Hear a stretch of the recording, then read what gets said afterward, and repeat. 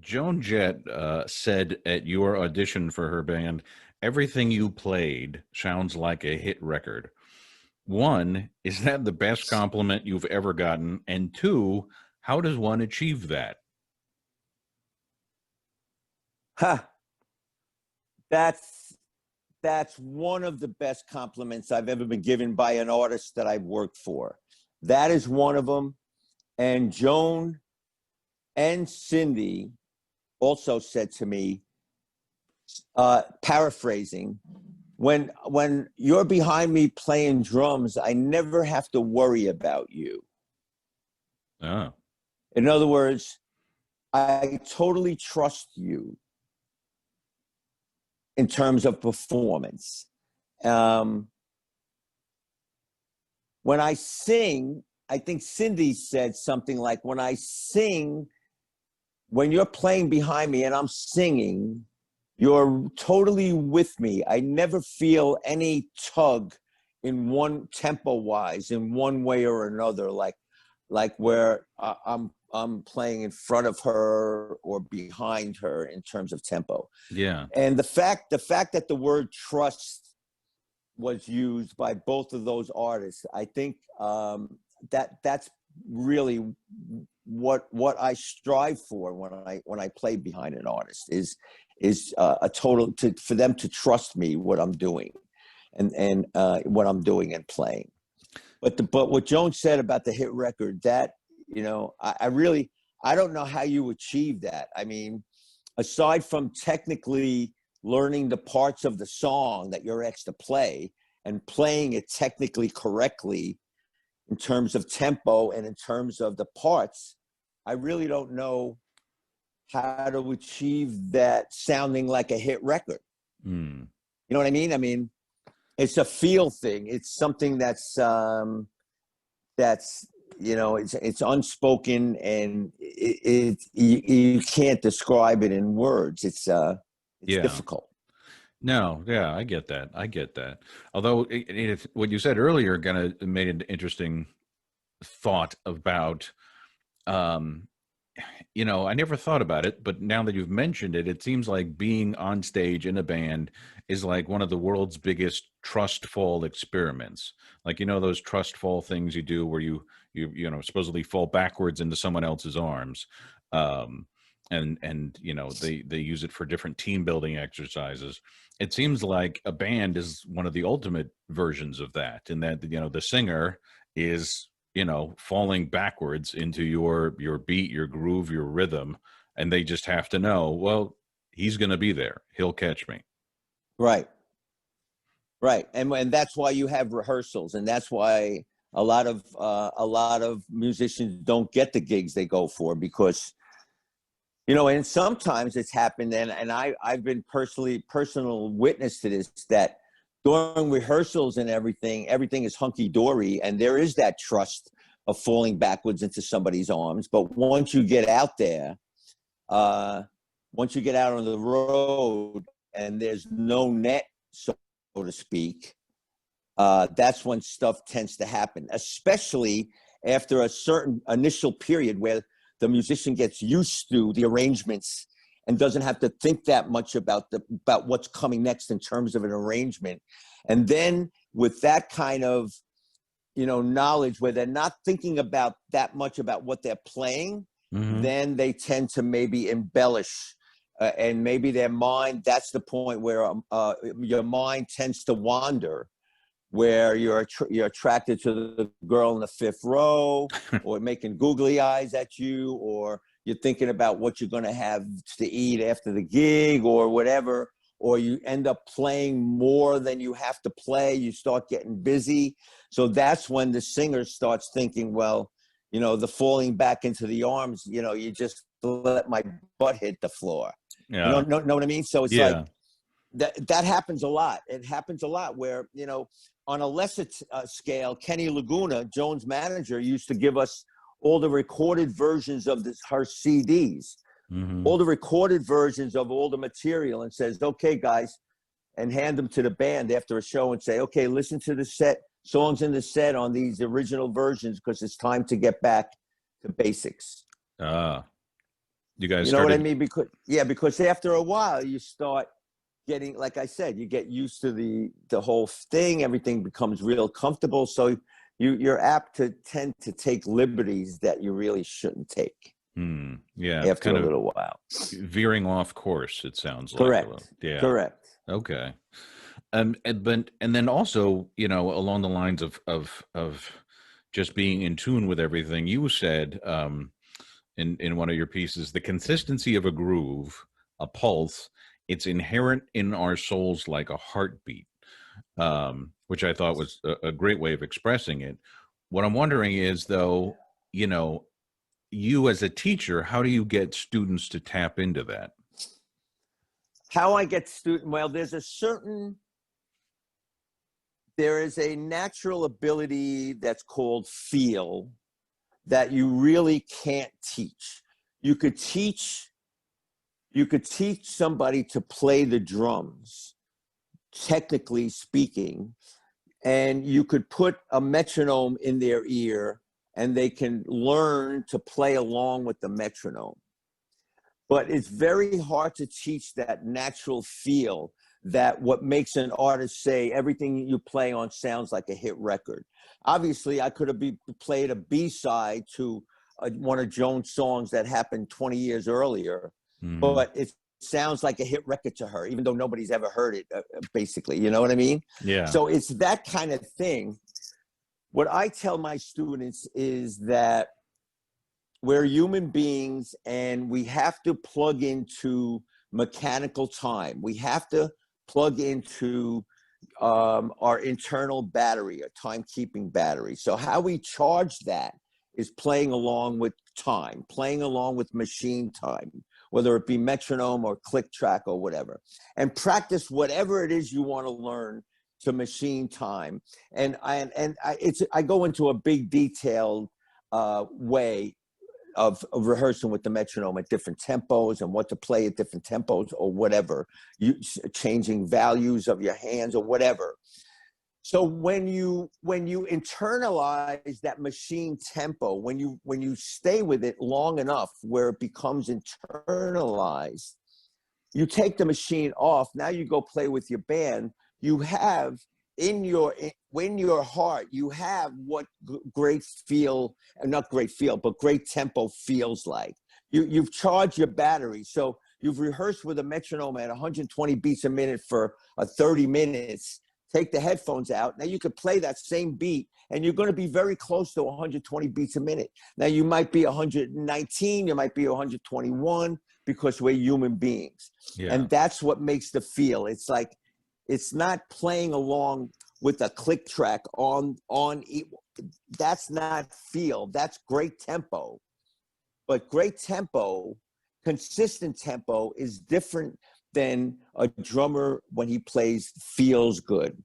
And unfortunately, I taught 7-year-olds and I taught 87-year-olds to play a beat, to play drums. I could do that to anybody on a technical level, on a ingredients.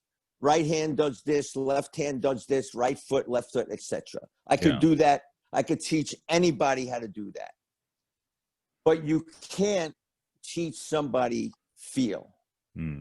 It's like the first thing I ask a brand new student, I put a song on and I say, clap along with this song. In other words, you see people dancing at any wedding or any party when we used to go to weddings and parties. You dance, and there's some people dancing, hot legs, da da da ba. They're dancing in time, hot legs, da da da da ba. And then you see people dancing like hot legs, Right.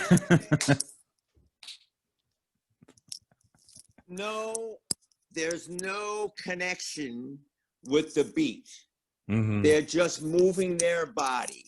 Yeah. Like randomly. Yeah. So that is the person where the feel might not be there. Where if they played for Joan may not say that everything you play on sounds like a hit record. Right. They might be playing time. I could teach those people how to play the drums Listen, you've heard a song like "When the Levee Breaks" by Led Zeppelin. Yes. You've heard that. Yeah. Okay. Iconic drum beat. All right. You learn lines. That's not a difficult drum beat to play. 50 drummers play it. No one will sound like John Bonham. Hmm. Playing the same notes in the same way, even on the same drum set, theoretically. Yeah. So that's it's a very it's like, how do you describe love? Mm-hmm. How do you describe when you love your wife? How do you describe how you feel? You can't.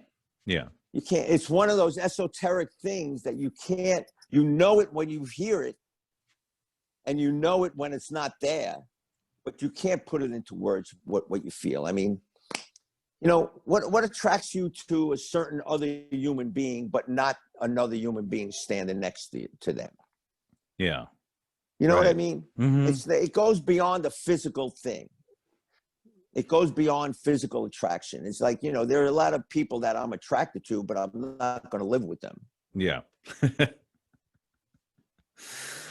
Yeah. It's difficult to describe, Chris. I don't know if I even hinted at an answer to your question, but No, it's very, very difficult. No, I think so. I think so. And yet, one of the interesting things about your career is, A, you were able to make things sound like hit records. B, you were able to communicate that no matter the medium.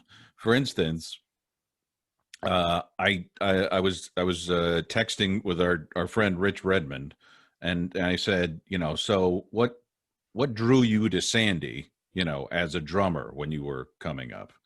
And he said, well, watching MTV, he said, I felt, he said, because of MTV, it felt like, Sandy was like one of my teachers, because he was on like at least once an hour. But he said you could feel the passion of his playing coming through on those videos. Right. Which, is often not there. Even if the original playing was there, it's not always captured in those instances. And so, do you have to do something to get yourself to that certain passion level, or does that come out naturally no matter what situation you're playing in? I think it comes out naturally.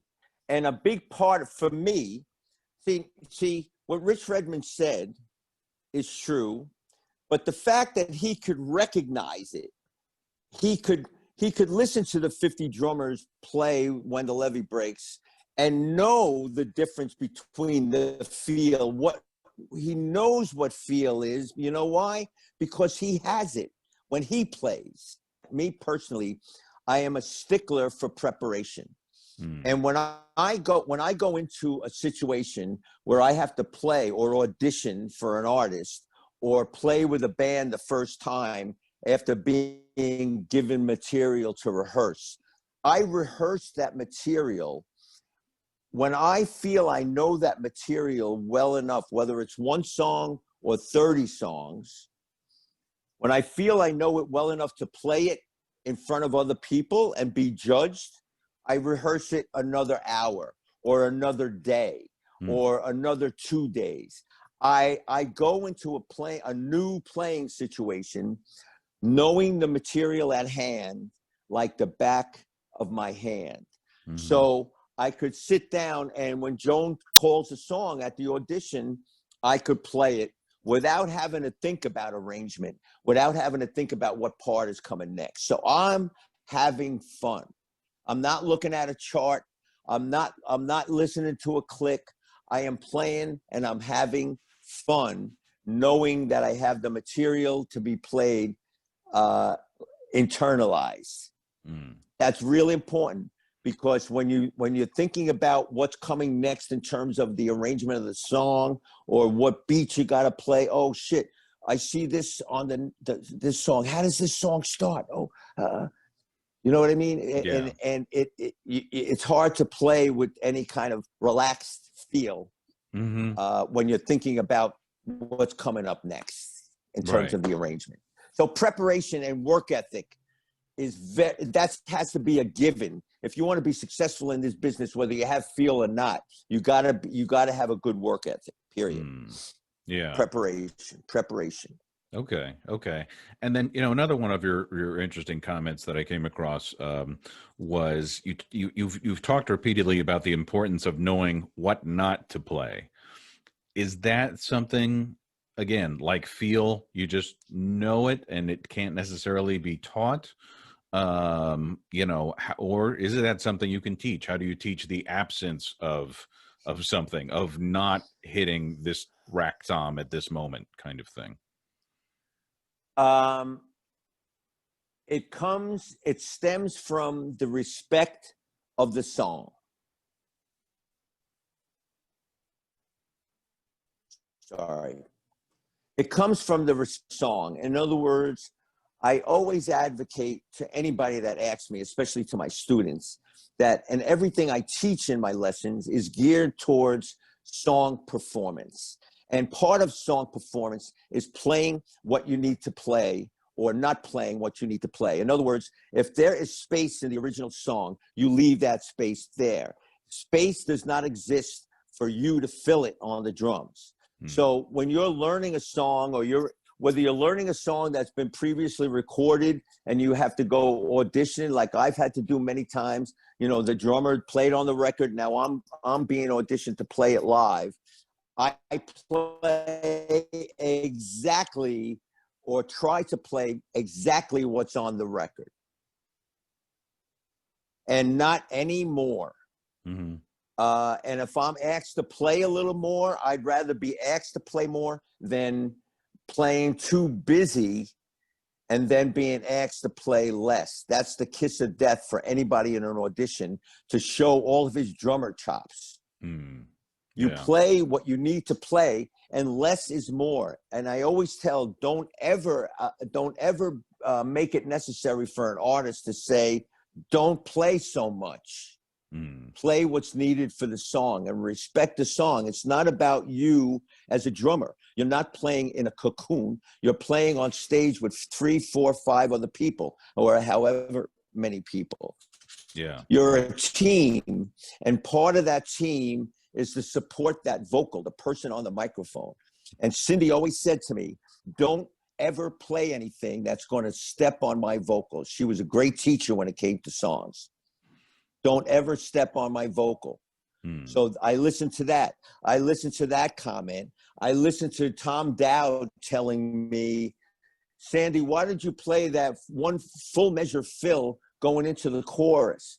Well, Tom, I thought it was a great fill.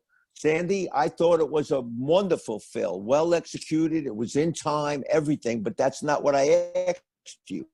I asked you why you played 4 beats of a full measure of a fill. I was speechless. He said, Sandy, you're going to be a great drummer. You're going to do great things in your life. If the fill does not fit the song, no matter how well executed it is, it's not worth the paper it's written on. Save it for your clinics. That's what he told me. Save it for your drum solo. Save it for your clinics. The purpose of a drum fill is to alert the audience of a upcoming change in the music. Okay? And it doesn't have to be 4 beats long. If you want to introduce the chorus at the end of the verse, play a little pickup on the 4th beat or the 3rd and 4th beat of the measure. It doesn't have to be 4 beats long. Something that simple, 3 or 4 notes. Yeah. And I remember that every time I'm in a recording studio with headphones on. I remember that, and I abide by that rule. Interesting. Okay. If it doesn't fit the song, don't play it. And then along the lines of teaching, you've done a lot with the collective in New York City, and you've mentioned that when you started with them, you didn't know how to read music, and that you had to teach yourself how to read music so that you could then teach it to other people, which makes me wonder, does that suggest that maybe the ability to read music is not the most important skill. I mean, because you were already accomplished at that point without Right, having that. right. Well, I want to correct you in one sense. I when I was very, very young, I took maybe 4 or 5 lessons, and I learned the very basics of note values, like what a quarter note is and what a measure is, how many quarter notes in a measure of 4/4, whatever. That's another story. Why? But yes, I was touring with just that basic page 1 knowledge of note values. I was touring the world, headlining arenas, Queen, Cyndi, Joan, whatever. Actually, when I was with Joan, I've already started learning how to read music. But when I was with Lauper, I didn't know anything. Now, obviously, I was playing arenas before I knew how to read music, read a chart. So it's not necessary. And there's a lot of musicians out there that play in really big bands that don't know how to read music. But what reading music does, not only if you know what you're playing, if you know what it is you're playing, you could change. If you know what it is, you can alter if I'm playing this, then what if I play this 8th note on my, you know what I mean? You could transpose the part to make something new. You can create something new if you know what it is you're playing. Another way that it helps you diversify, because if you could put a chart in front of you and play it, if it's not in your wheelhouse musically, you could still play it. Yeah.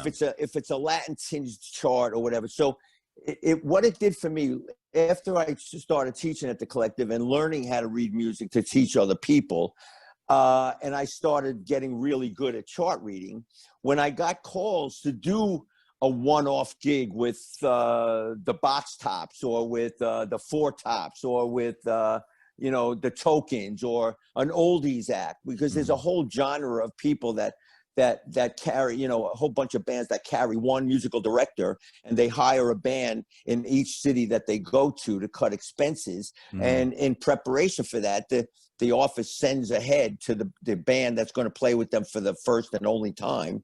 They send tapes and charts. So you have the chart, you sit, and I was able to take a lot more of those gigs knowing that it was a chart gig. You're not going to sit there in rehearsal for a week before you play a gig. You show up at sound check, you put your charts up, the MD goes, "You got any questions?" They go over maybe the tops and the tails, the heads and the tails of the songs, or 1 or 2 of the songs if you have a question, and then you play the gig and you never see the band again. So it's not something like a Cyndi Lauper or a Joan goes in with her band and rehearse for a tour, and they go in for 2 weeks and rehearse. Yeah. You know what I mean? And you're not sitting there trying to learn a beat from a record, not knowing what it is. Yeah. And it's just your reading music raises your ceiling of potential on your instrument immensely. And I noticed that my playing got so much better after I got Lauper's gig, after I started reading in comparison to Lauper's gig and what I do now. I mean, I am 4 times the drummer as I am now, because I have a lot more knowledge and I know what it is I'm playing. It's not like you're, the difference is, Chris, is you could learn another language by going, "Hey, Chris, repeat after me. Comment allez-vous aujourd'hui?" Oh, what does that mean, Sandy? That means, "How are you today?" In French. Now you can repeat that, but you wouldn't be able to go, "Well, how are you feeling? How will you be feeling tomorrow?" You know what I mean? All you can do is lip sync. I had a vocalist in that band Kraft that I did the Queen tour. He didn't know how to speak English. He was German, didn't know how to speak English, so he memorized the lyrics. No, like he didn't know what he was singing, but he memorized the English lyrics from German. And sometimes he would sing the same verse twice. Sometimes he would sing some words that, You know what I mean? So Yeah. it's reading music is very, very helpful. It's very helpful in expanding your knowledge base, which enables you to take, take more gigs, Mm-hmm. varied gigs, and it also raises your ceiling in terms of your ability on the drum set. If you know what it is you're playing, it's just like your ability in any language. If you know how to conjugate a verb and how to say, I ran, I run, I used to run, I'm running. You know what I mean? If you know what all those things mean, and it's not that hard to read music. It's just like if you see a song like the Collective, let's say, when you're first reading English or learning English, you have to sound out the word collective, and then there's a definition. But after a while, you and I could look at the word collective and go, but that's the way it is with reading figures in music. A lot of them repeat often, so you recognize a figure just like now we recognize the word in English language, and we'll be establishment. We know how to. We don't have to sound it out. We know what it means. We don't have to think about the meaning. We know what it means. And the same way with reading music, it's another way to communicate. That's all it is. Yeah. Okay. I get that. There's you get more agility, the same way with really knowing a language means, you can write in it and you can be more creative in how you express yourself. And then segueing into the speaking work that you do for corporations and educational institutions, your program is called Beating the Odds. And, number one, I know, you've beaten the odds in getting these, very high profile gigs time and again. But also you've worked with some iconic women who just by existing in the rock space beat the odds. What did you learn from them about beating the odds that you now pass on to the corporations you speak to?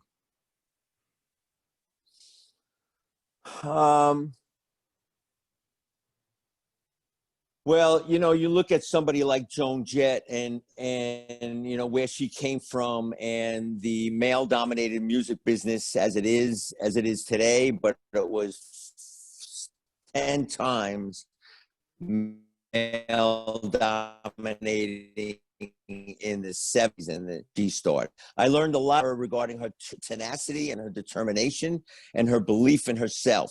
And she encompasses, I use an acronym in my presentation, my speaking presentation. It's with an S, and it's belief, enthusiasm, attitude, tenacity, and service. And she is the epitome. She is the embodiment of all of those things.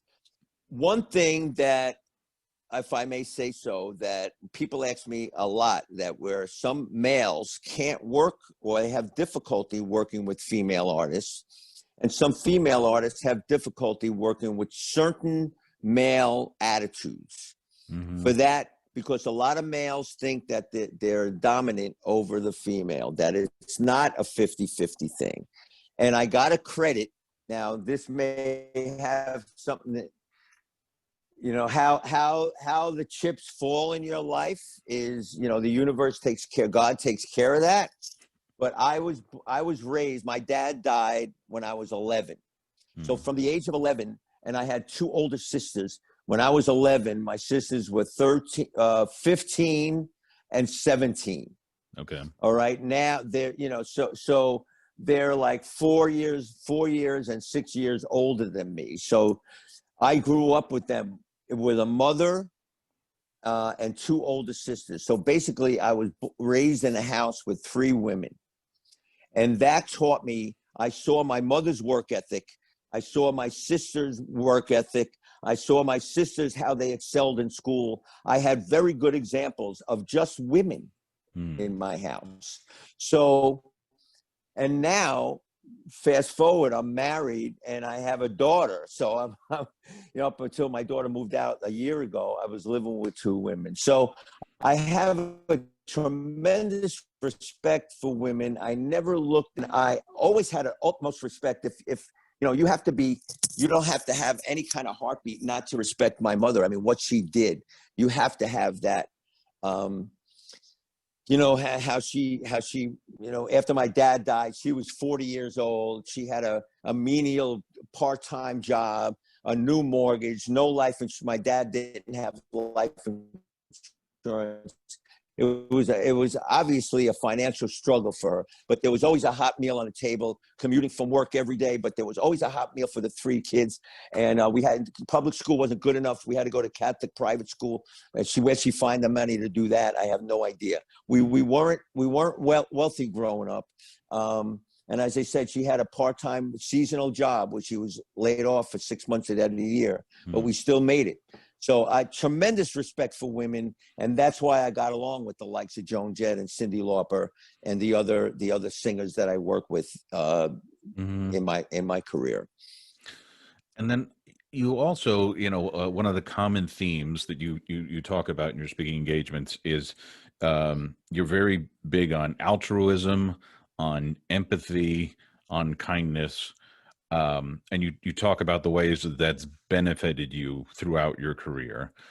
But particularly in the business world, you know, a number of people that grab the headlines, that get a lot of attention, are really ruthless bastards. So how do you convince people not to go that route? When I see, more often than not, if you're in the business world and you're successful, quote unquote, successful in the business world, well, that depends on what your definition of success is. But if you look at somebody that are in, like you say, in the headlines all the time, and they're just bastards, to me, I believe that, yeah, you might have success for a little while, but the longevity of it is not going to be there. In other words, you might be a flash in the pan and grab the headlines, and especially if you get there by taking advantage of people and stepping on people and being a little bit you're lying and a little cheating along the way in order to get your way. You may get it for a little while, but you know what? It catches up to you, and it's not going to be, you're not going to have that long, satisfying, happy career. You know, it's like, you know, going to sleep at night and putting your head on the pillow and trying and relaxing and living stress-free. You know, you don't know what goes on behind closed doors, Chris. And when somebody seems to have the life of Riley and seems to be, you know, very successful and happy,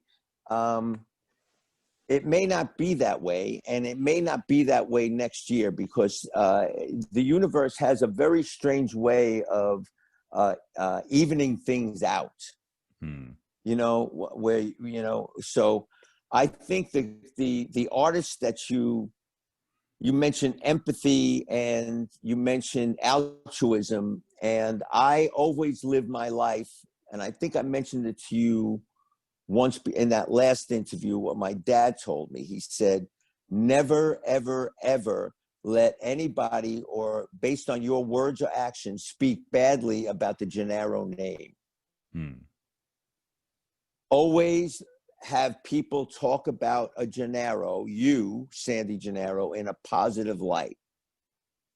So listen, you may not get along with everybody, and people may screw you over, but it doesn't, you don't have to retaliate and go down on their level to retaliate back. In other words, you do what you can to reconcile a situation that if you've been wrong, but after a certain amount of time, you know, money, it's not worth the aggravation. And for you to carry that hate around you, around with you, and carry that vindictiveness and want to get back at the person, you know, the other person doesn't really care what you're thinking. So you're carrying that stress around you like you're carrying a cinder block on your shoulder. You know what I mean? And it's not healthy. I've always lived my life, and as I became more popular, or I should say, as I became more popular as a result of me playing in a band with a famous person, me myself wasn't famous because of my association with Cyndi or Joan or Bo Diddley or whoever, the Monkees or whoever. I consider myself very fortunate, and I'm very grateful for when somebody asks me for an autograph, or somebody seeks me out, can I have a picture or whatever? Sure.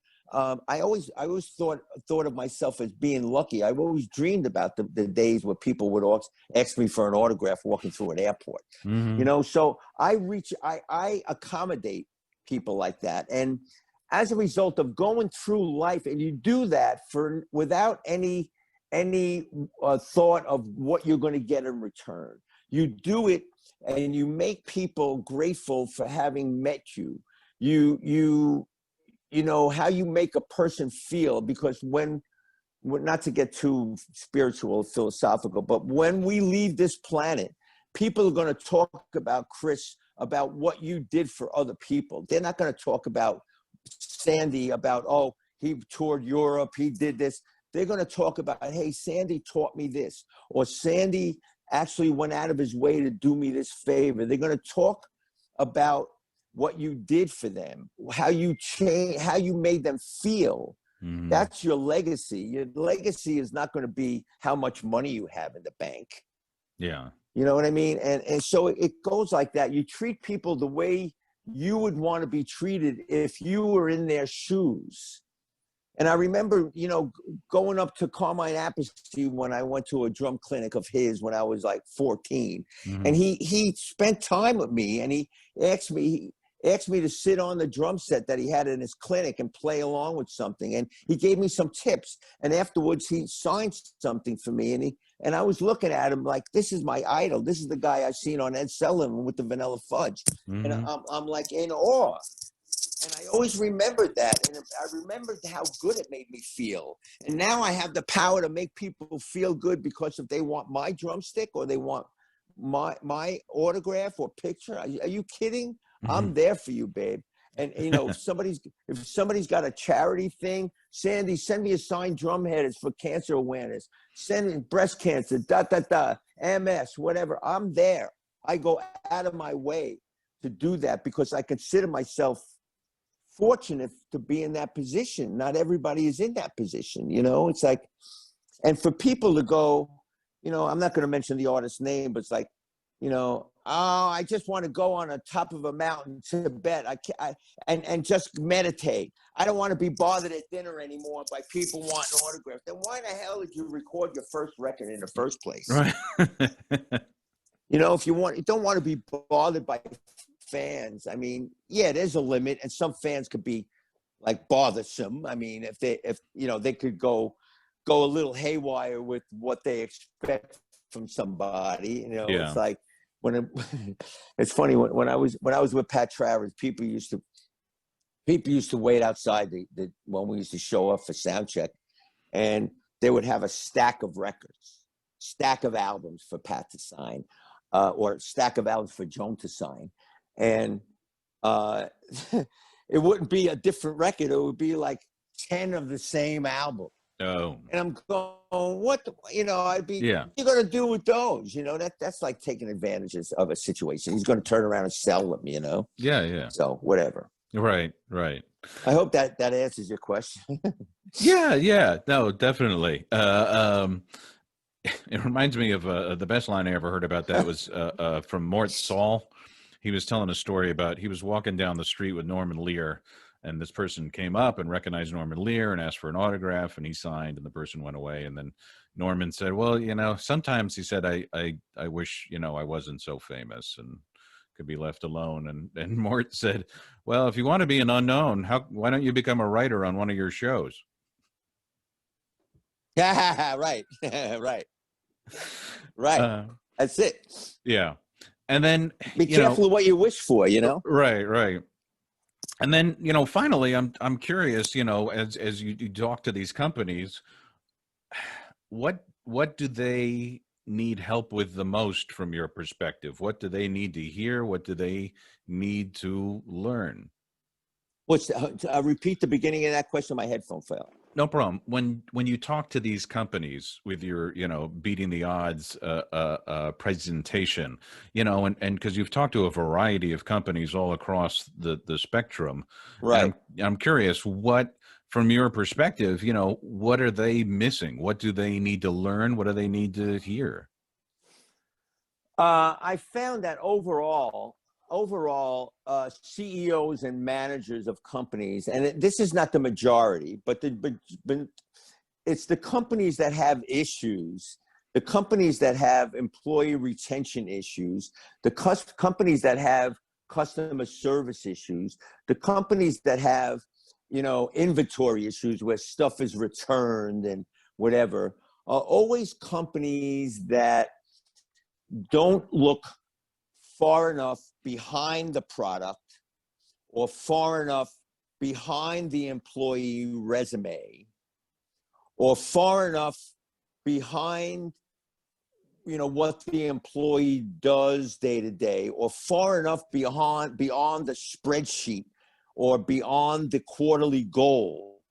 To me, what's lacking is more of a personal kind of connection where you don't hire for resume only, you hire for attitude, and you hire that person how they're going to get along with the existing employees you have, because they're going to be imported into the team. It's the same way as hiring a bass player for your existing band.